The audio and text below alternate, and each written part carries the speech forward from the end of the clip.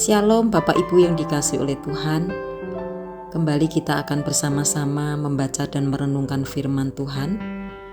Mari kita berdoa sebelum kita merenungkannya. Tuhan, terima kasih untuk kesehatan yang Tuhan berikan di pagi hari ini. Kami masih ada waktu untuk membaca dan merenungkan firman-Mu. Biarlah Tuhan firman-Mu setiap hari boleh terus berbicara dalam hidup kami dan mengubah hidup kami. Terima kasih Tuhan, di dalam nama Tuhan Yesus kami berdoa dan mengucap syukur. Amin. Bapak Ibu, firman Tuhan diambil dari Ayub 9 ayat yang keempat yang berbunyi demikian. Allah itu bijaksana hati dan kuat.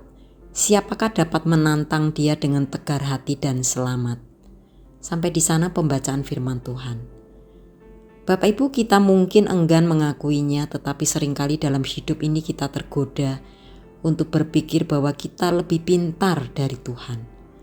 Setiap kali kita melangkahi batas moralnya, mempertanyakan kebijaksanaannya, marah atas rencananya, atau mengambil kendali hidup kita menurut keinginan kita sendiri, kita sedang bertindak seolah-olah hikmat kita melebihi Sang Pencipta kita. Bapak, Ibu, dan Saudara yang dikasihi oleh Tuhan, Ayub dalam penderitaannya yang membingungkan tidak memahami mengapa semua itu terjadi. Namun ia tidak berani mempertanyakan Tuhan. Ia justru mengakui kebesaran, kuasa, dan hikmat Allah yang tak tertandingkan itu.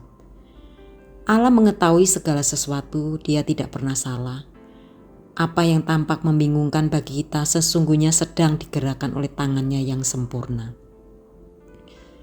Bapak Ibu, puncak kebodohan rohani adalah ketika kita berusaha menggugat Allah dengan akal kita yang terbatas. Sebaliknya kita dipanggil untuk bersandar pada hikmat, kebaikan dan kuasanya, terutama saat pemahaman kita gagal untuk menjangkaunya. Bapak, Ibu, dan Saudara yang dikasihi oleh Tuhan, marilah kita berhenti sejenak saat kita ingin menggugat Allah. Ketika kita merasa kecewa atau bingung dengan situasi hidup, mari kita menahan diri untuk tidak marah atau menyalahkan Tuhan. Marilah kita ucapkan dalam hati bahwa Tuhan, aku tidak mengerti, tetapi aku percaya Engkau bijaksana. Bapak Ibu, mungkin kita perlu menulis satu area di dalam hidup di mana kita cenderung mengambil kendali sendiri. Misalnya tentang keuangan kita, hubungan, karir, atau kebiasaan dosa. Kita serahkan area itu kembali kepada Allah dalam doa dan komitmen untuk mengikuti firman-Nya, bukan keinginan kita sendiri. Kita juga bisa menghafalkan Yesaya 55 ayat 8 dan 9 untuk mengingatkan kita yang berbunyi demikian. Sebab rancanganku bukanlah rancanganmu dan jalanmu bukanlah jalanku. Demikianlah firman Tuhan. Kita bisa bacakan ayat ini setiap pagi selama seminggu. Bapak Ibu, kita juga bisa melatih kerendahan hati dengan bertanya pada diri sendiri sebelum bertindak. Apakah keputusan ini menunjukkan bahwa aku percaya Tuhan? Aku percaya bahwa Tuhan itu lebih pintar dari diriku.